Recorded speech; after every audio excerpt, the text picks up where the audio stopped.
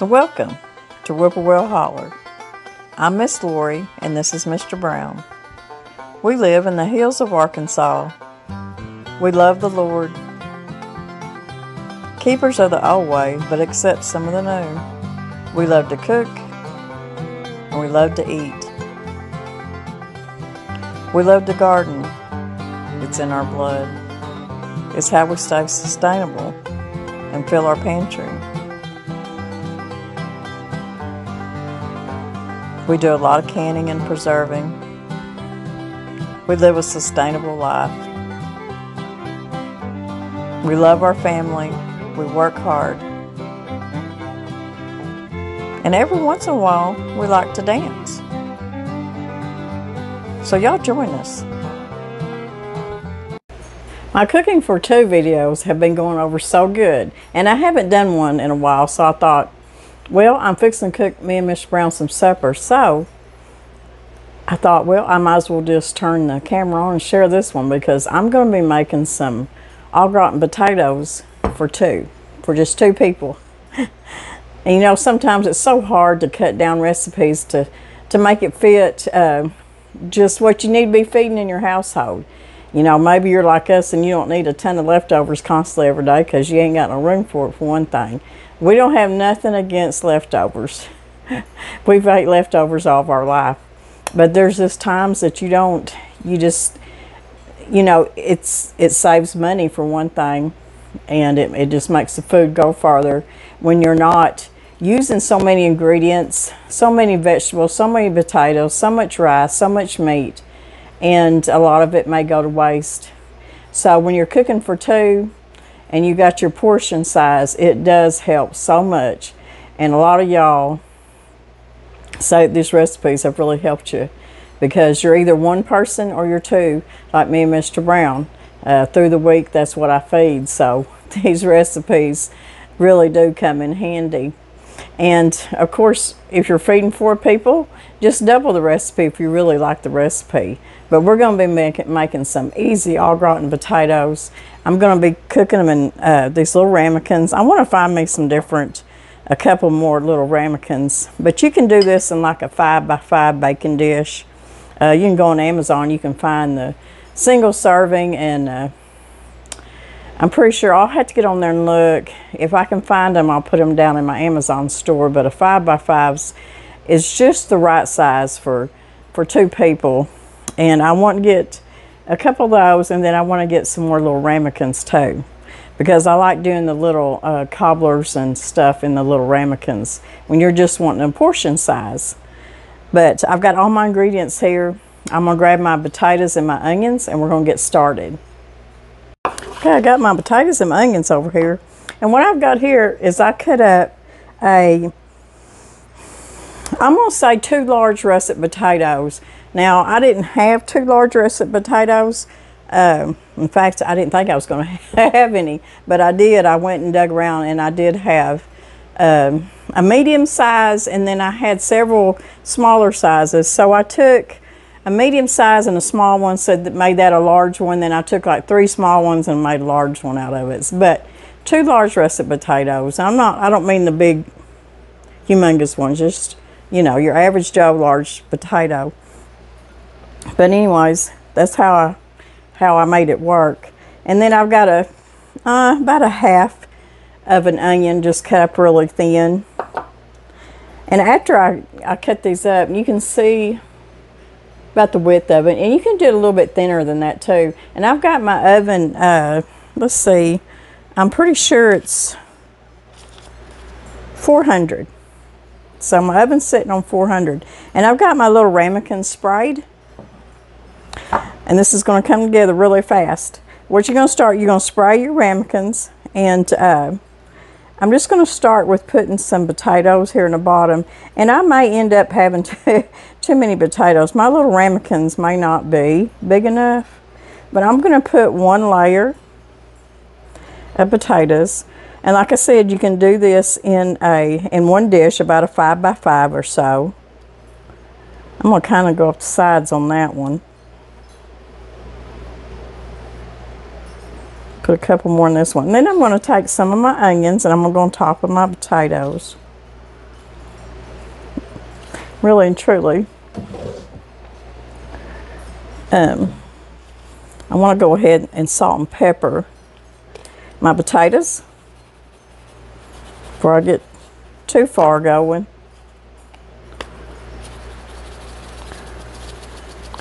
And some pepper. Now you can season these potatoes any way you want to. I'm just doing it pretty simple. And I'm just going to take just a little pinch of granulated garlic powder. Just a little bit on there. I don't want it too overpowering. Now what we're going to do is I'm going to take my glasses off. I've got, let's see, how much flour do I have? I have a tablespoon for each one of these. So if you're making this in one dish, a 5 by 5, you would use 2 tablespoons of flour. So I've got the 2 tablespoons divided out here, and I'm just going to take them and you're going to sprinkle them over the potatoes and onions. Just like that. Now you've got another layer we're fixing to put on too.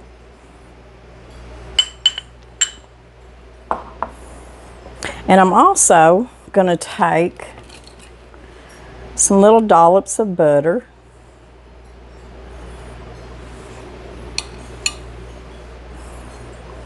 We've been getting a little bit of rain here lately, and I've been so happy, so happy. So it's getting pretty dry. Okay, there's a little bit of butter there, just a few dollops there. Let me make sure I've got everything. Okay, I'm gonna put just a little bit of cheese. And you need about a half a cup of cheese, but you know what?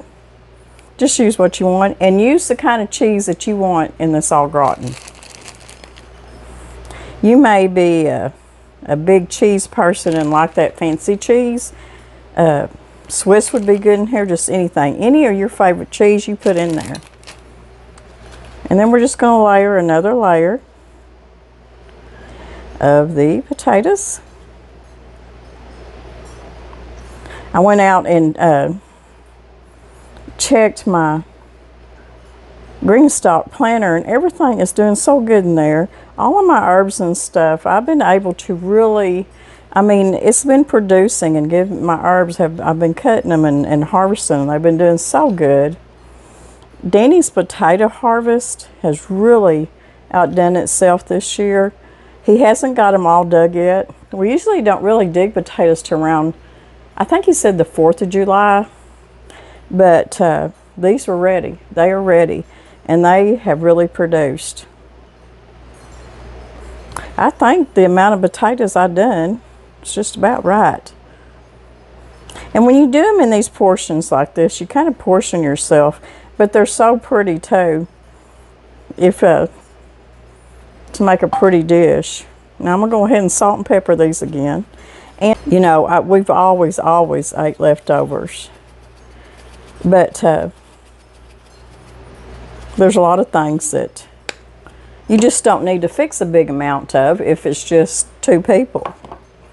Okay, now I'm going to put another layer of onions. If you can't eat onions, you just don't like them, you can do without the onions. You can put chives, you can put green onions. This is a Vidalia. And it said on the package that it come from, I'm pretty sure it said Georgia. Not sure. I'm pretty sure that's what it said. I'm going to go ahead and put just a little more. I don't want too much garlic, but just a little.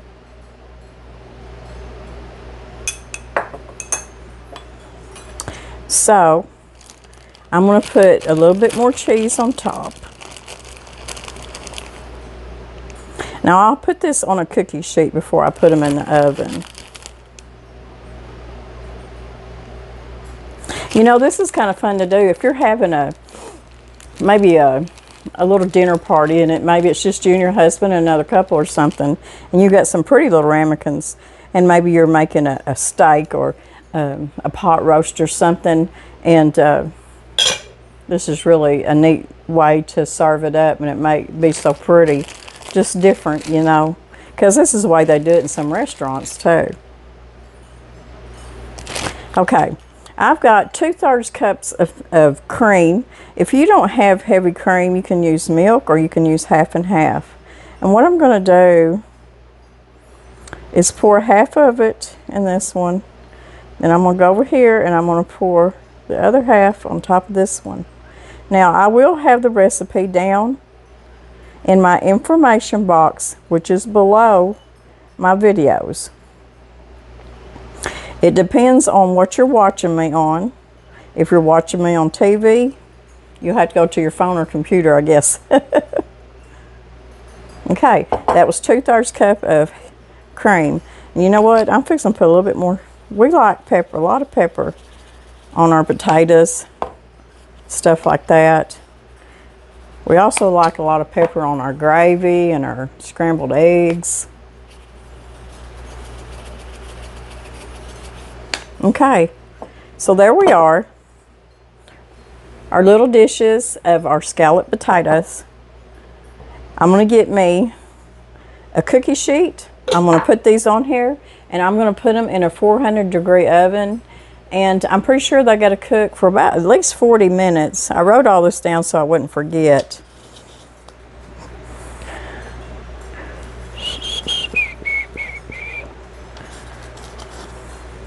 But you know what? I may not have wrote that down. Yeah, 40 to 60 minutes. I'm going to say it depends on how thin you cut your potatoes. You know what? I've lost my mind. I need to put a couple more dollops of butter on top of these.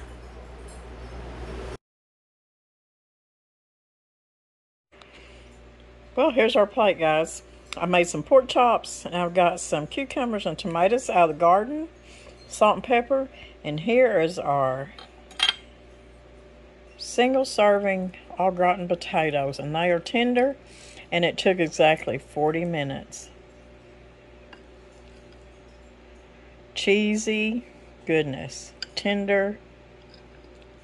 Now, I checked them at about 15 minutes, and the top was really getting brown, so I kind of covered them up with a little bit of foil. So you need to check that. But these are so good.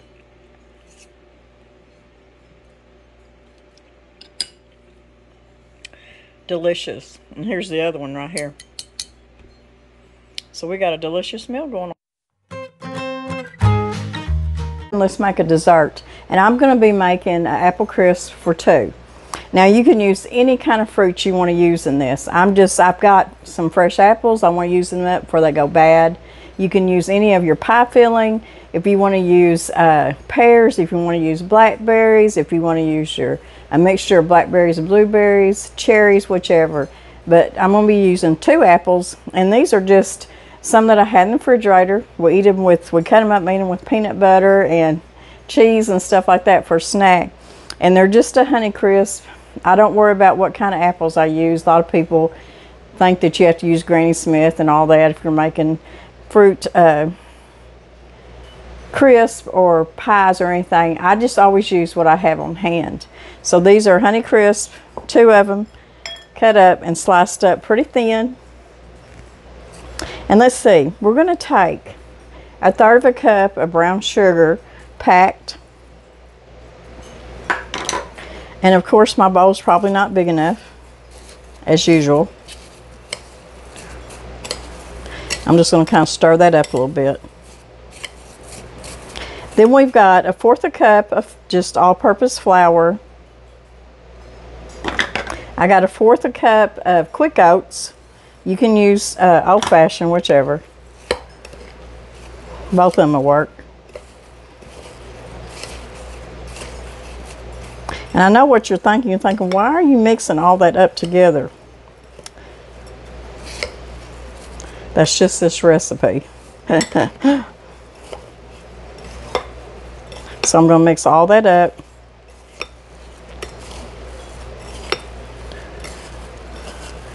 These apples are usually pretty sweet.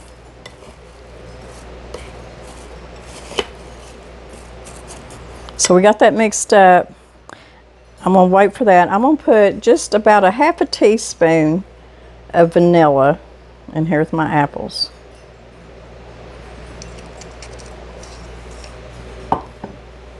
I'm also going to put little bit of cinnamon. You can put as much cinnamon as you want. Put a half a teaspoon if you like a lot of cinnamon.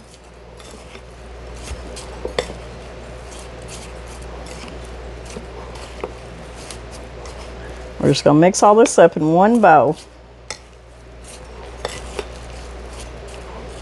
Now, a lot of crisps start out that you put your fruit on the bottom, and then you make your little crumble and put it on top. This is just a one bowl easy way to get it mixed up, and it always turns out so good. Now, I do have an older video making a full recipe of apple crisp that is absolutely delicious. Okay, I'm going to divide this up in between two bowls.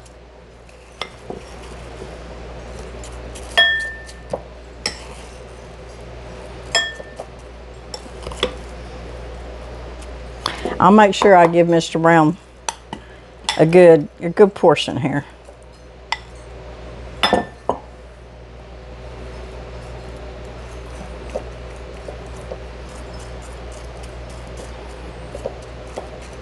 And what it does when you do it this way, when you mix it up like this, all that goodness just gets right down into them apples. Okay.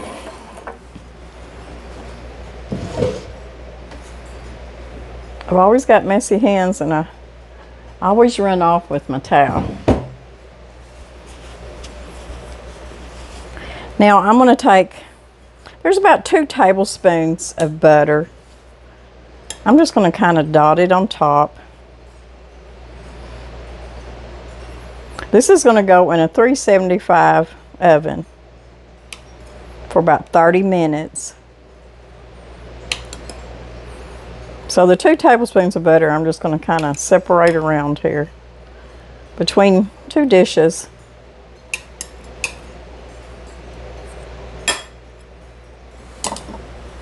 And then I've got about 1/4 cup of nuts. Now you can use walnuts, you can use pecans. I'm using some walnuts that need to be used up because I've got a bunch of them. And I'm just going to put them on top, just like that. So I'm going to put this in the oven, 375, and I'll probably check it at about 25 minutes, and we'll go from there to see how long it took for these to cook up. Apple crisp for 2.